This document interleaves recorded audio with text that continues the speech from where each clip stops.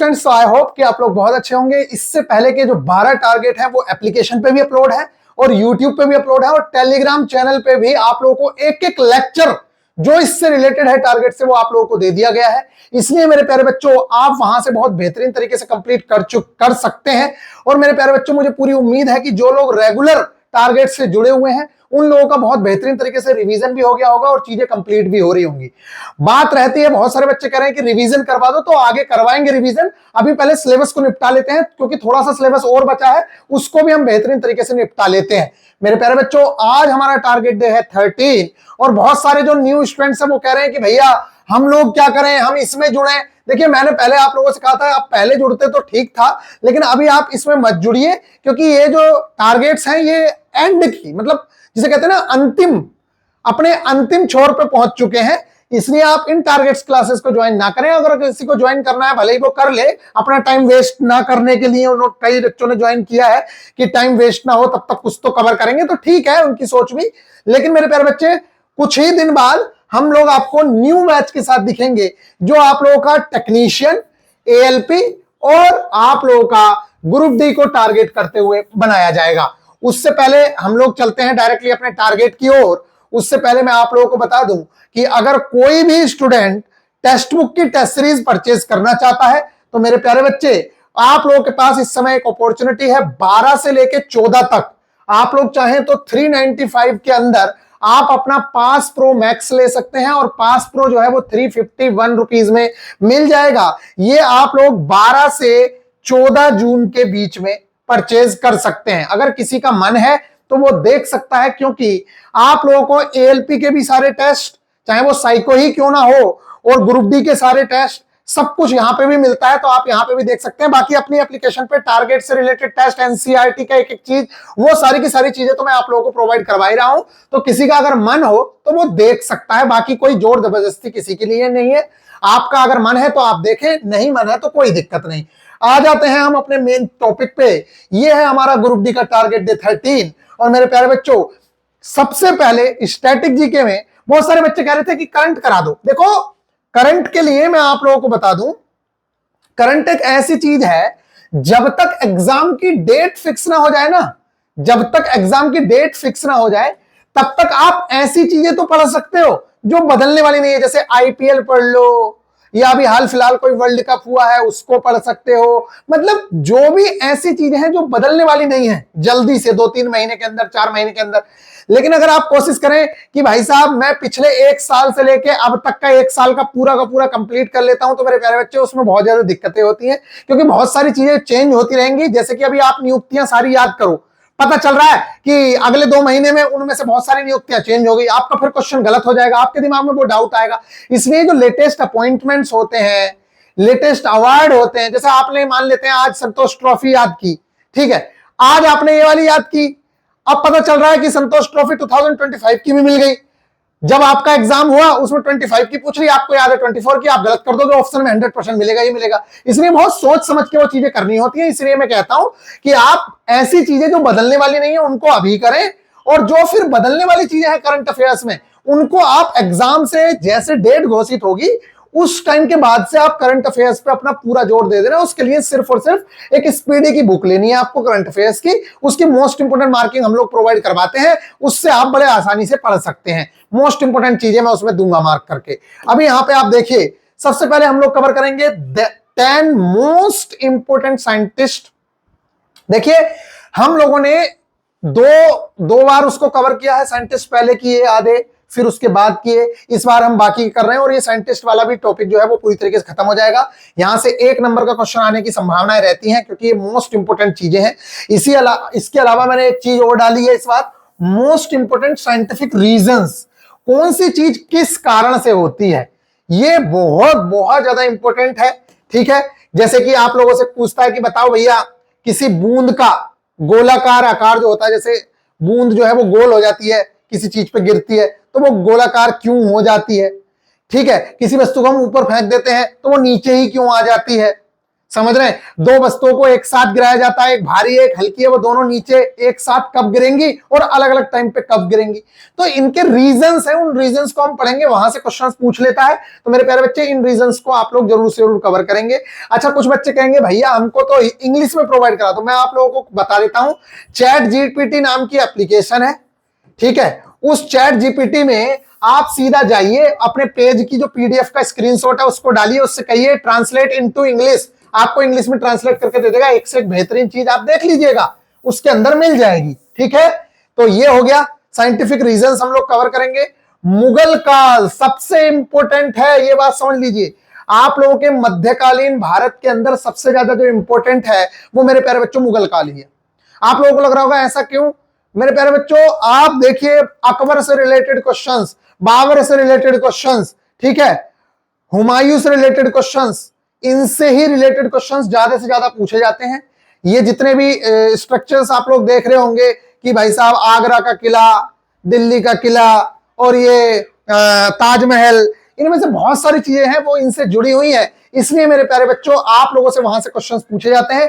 इसलिए मुगल जो काल है वो बहुत ज्यादा हमारे लिए इंपॉर्टेंट है, इसको जरूर से जरूर करेंगे। तो इसका लेक्चर भी मैं प्रोवाइड कराऊंगा, नोट्स भी मैं प्रोवाइड कराऊंगा, वहां से आपको कवर करना है। नेक्स्ट है प्रधानमंत्री, प्राइम मिनिस्टर को इस बार कवर करेंगे। अब प्राइम मिनिस्टर में क्या, तो जिस तरीके से राष्ट्रपति को कवर किया, राष्ट्रपति की बहुत सारी चीजें देखी आपने कि क्या क्या काम करते हैं, कब वो उन पे महाभियोग लगाया जा सकता है, किस किस आर्टिकल के अंदर उन्हें क्या क्या पावर दी गई है। इसी तरीके से प्रधानमंत्री जी के बारे में पढ़ेंगे कि प्रधानमंत्री जी का वेतन कितना होता है, प्रधानमंत्री कब कब कौन से प्रधानमंत्री हुए, किसका कार्यकाल सबसे लंबा रहा, किसका कार्यकाल सबसे छोटा रहा, प्रधानमंत्री की शक्तियां क्या क्या है, प्रधानमंत्री क्या क्या कर सकते हैं, प्रधानमंत्री को कितना वेतन मिलता है। ये सारे के सारे जो क्वेश्चन है वो हम लोग कवर करेंगे और यहां से क्वेश्चंस पूछे ही जाते हैं। आपने अभी एनटीपीसी में देखा होगा, एनटीपीसी में भी यहां से क्वेश्चंस पूछे गए हैं, जो पॉलिटी वाला पार्ट है, यानी कि कॉन्स्टिट्यूशन वाला पार्ट है। इसके अलावा मेरे प्यारे बच्चे साइंस में अगर मैं बात करूं तो 2 चैप्टर हम लोग कवर कर चुके हैं, इस बार हम तीसरा चैप्टर कवर कर रहे हैं। बहुत सारे बच्चे कह रहे थे कि भैया रिवीजन करा दो, रिवीजन करवाएंगे, पहले आप चीजें कवर करिए। 1 हफ्ते का समय होता है और 1 हफ्ते के लिए ये टारगेट बहुत ज्यादा नहीं है। मेरे अकॉर्डिंग ये टारगेट 1 हफ्ते के हिसाब से बहुत कम है। अगर आप बिल्कुल निठल्ले टाइप के हो तब आपसे नहीं हो पा रहा होगा, अदरवाइज अभी आप देखिएगा जब आगे क्रैश कोर्स चलेगा तो यही टारगेट 2-2 3-3 दिन के अंदर बच्चे कंप्लीट करेंगे। इसलिए मैं कहता हूं कि जितना टाइम मिल रहा है उसको यूटिलाइज करो, उसमें रिवीजन भी करो, जो पीछे की चीजें हैं उनको घोटते रहो। आप लोग सोचते हैं कि भैया नया टारगेट दे दो, अरे नए टारगेट से होगा क्या? अगर पुरानी चीजें आपको सारी की सारी याद हो गई है तब तो नया टारगेट आपके लिए बहुत यूजफुल है, लेकिन अगर पुरानी चीजें याद ही नहीं है तो नई चीजों का करोगे क्या? पहले आप अपनी जो ओल्ड चीजें हैं उनको याद करिए, तभी उस चीज का फायदा मिलेगा। Class 9th NCERT chapter number 3 परमाणु एवं अणु, इसको हम कंप्लीट करेंगे विद प्रीवियस ईयर क्वेश्चंस। आप कहोगे प्रीवियस ईयर क्वेश्चंस तो भैया सेकंड चैप्टर के भी रह गए, तो कोई दिक्कत नहीं है, वो इसके साथ मिक्स होके हम लोग करवाएंगे। तो परमाणु एवं अणु बहुत ज्यादा इंपॉर्टेंट चैप्टर है मेरे प्यारे बच्चे। आप लोगों का बेस तैयार हो रहा है केमिस्ट्री का इन चैप्टर से। और आप लोग देखिएगा जब आप उठाएंगे ना एनसीईआरटी और आप उसकी एक लाइन टू लाइन पढ़ेंगे और फिर आप पेपर उठा के देखिएगा अपने 2022 के 2018 के, आपको समझ आएगा कि लाइन बाई लाइन यहीं से उठ उठ के आई हुई है। इसलिए इसको बहुत अच्छे से हम लोगों को करना है, कंप्लीट चैप्टर करना है विद प्रीवियस ईयर क्वेश्चंस।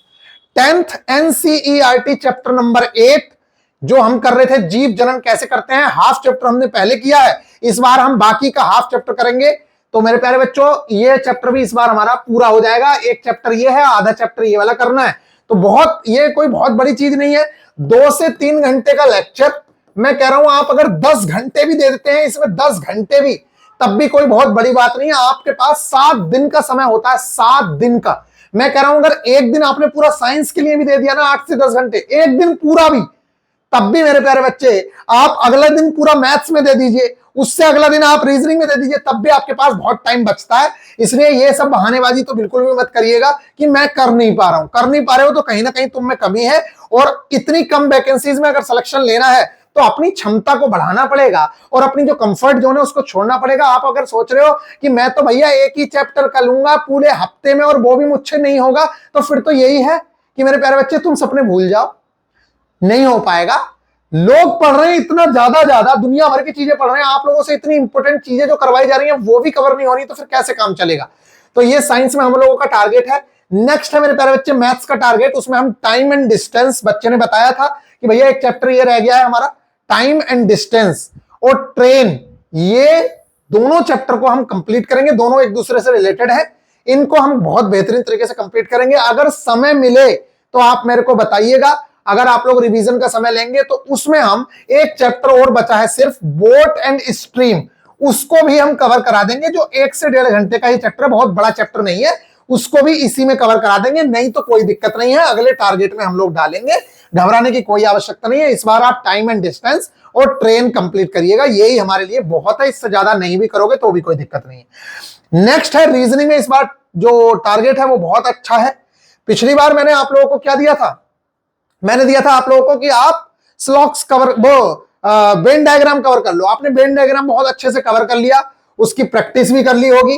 अब वेन डायग्राम से ही रिलेटेड ये चैप्टर है जो है आप लोगों का सिलोजिज्म, इसको आप बहुत बेहतरीन तरीके से कवर करेंगे। यहां से 2 नंबर तक या 3 क्वेश्चन तक भी कई बार आ जाते हैं, ठीक है। और इसके हमारे पास 2 तरीके होते हैं, एक होता है 50 और 100 वाला मेथड, और एक होता है वेन डायग्राम वाला मेथड।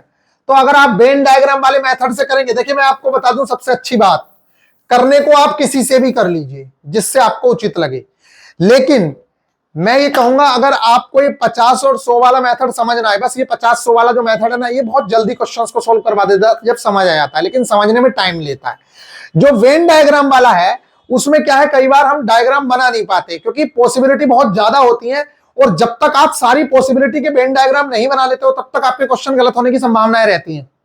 तो ये चैप्टर थोड़ा सा कॉम्प्लेक्स है, इसलिए मैं आप लोगों से कहूंगा कि अगर आपको आगे टाइम लेना हो तो भले ही ले लेना, लेकिन इस चैप्टर को बहुत बेहतरीन तरीके से कवर कर लेना। एक साथ पूरे चैप्टर को कवर करने की कोशिश बिल्कुल मत करना, धीरे धीरे, जैसे आज 40 मिनट का लेक्चर देख लिया, ठीक है, अगले दिन फिर 40 मिनट का देख लो, 50 मिनट का देख लो, इस तरीके से कवर करना, एक एक टाइप को कवर करते हुए जाना। ये ना हो कि एक साथ सारे पे लिपट जाओगे, कुछ नहीं, फिर कुछ काम नहीं कर पाओगे आप। दूसरी चीज, मान लेते हैं आपको रूल्स अगर समझ ना आए तो इसका फिर अंतिम सॉल्यूशन होता है वेन डायग्राम से ही क्वेश्चंस को बनाना। दोनों तरीके से आप क्वेश्चंस बना सकते हो, लेकिन वेन डायग्राम बनाते समय बस ये ध्यान रखना, मैक्सिमम पॉसिबल जितने डायग्राम हो सकते हैं उतने डायग्राम आपको बनाने हैं। कई बार 2 डायग्राम बनाने पड़ते हैं, कई बार 3 डायग्राम भी बनाने पड़ते हैं, तो वो सारे के सारे डायग्राम आपको बनाने आने चाहिए कि क्या क्या बन सकते हैं। जैसे कि अगर मुझसे कुछ कहो कि कुछ सेब, अब वो तो आप जब पढ़ोगे तो आपको समझ आ ही जाएगा, यहां पे लंबा हो जाता है लेक्चर जब मैं समझाने की कोशिश करता हूं। तो टाइप जो है ना, कई बार क्या है, जैसे ये डायग्राम बना, ठीक है, यहां पे लिख दो सेब, यहां पे लिख दो आम, ठीक है, फिर यहां पे लिख दो आम, यहां पे लिख दो सेब। अब आप बताओ, यहां पर कुछ सेब आम है, कुछ सेब आम है, बिल्कुल है, लेकिन यहां पे भी तो है कुछ सेब आम है। तो अगर आप डायरेक्टली इस डायग्राम से क्वेश्चन करने की कोशिश करो तब भी आपका गलत हो जाएगा, इससे करने की कोशिश करो तब भी आपका गलत हो जाएगा। इसलिए जितने मैक्सिमम पॉसिबल डायग्राम बन सकते हैं वो बनाने होते हैं, तभी आपका क्वेश्चन सही होगा। इसके अलावा 2 प्रैक्टिस सेट आप लोग लगाइएगा। आप सोचते होंगे कि भैया वो ALP CBT 2 का प्रैक्टिस, वो CBT 1 का प्रैक्टिस सेट है। मैं आपको बता दूं, ना ALP का सिलेबस चेंज है ना टेक्नीशियन का सिलेबस चेंज है, इसलिए आप ये घबराइए ही मत कि ALP CBT 1 का, जो ALP CBT 1 में आया है वही JEE में आया है, और जो JEE में आया है वही आपके यहां आना है, इसलिए आप घबराइए मत। सबकी प्रैक्टिस लेके चलनी है, तब जाके आप पेपर क्वालिफाई कर पाओगे। हाँ, मैं कहता हूं NTPC का लेवल थोड़ा सा हाई है, लेकिन आप बाकी चीजों को, जो एग्जाम है टेक्निकल वाले, group D, ALP, technician, JEE, ये लगभग सेम पैटर्न पे चलते हैं, इसलिए घबराइए मत। वो टेस्ट आपके लिए बहुत ज्यादा कारगर है। इतनी चीजें कवर करिए, इसका जो सारा कंटेंट है, इसके जो सारे लेक्चर्स हैं, वो इससे रिलेटेड जितने भी चीजें हैं वो आपको एप्लीकेशन वाले टेलीग्राम ग्रुप, जो मैं आप लोगों को एक बार नहीं बार-बार बताता हूं, आप VIP गुरुजी ऑफिशियल एप्लीकेशन पे जाएंगे, और जैसे ही आप VIP गुरुजी ऑफिशियल एप्लीकेशन पे जाएंगे, आप अपने बैच के अंदर एनरोल किया हुआ होगा आपको, तो आपका अपना बैच दिखेगा, ये वाला बैच। इस बैच में आइए, व्यू कोर्स पे क्लिक करिए मेरे प्यारे बच्चे, यहाँ पे टेस्ट है सारे के सारे। ये आपका टेलीग्राम ग्रुप है, एक आप लोगों का पेड ग्रुप का स्टूडेंट, जिसमें कंटेंट जाता है, और यहाँ पे आप लोग डिस्कशन कर सकते हैं। आपका कोई क्वेश्चन है, डाउट है, तो आप यहाँ पे पूछ सकते हैं। आई होप कि आप लोगों को ये बातें क्लियर हैं।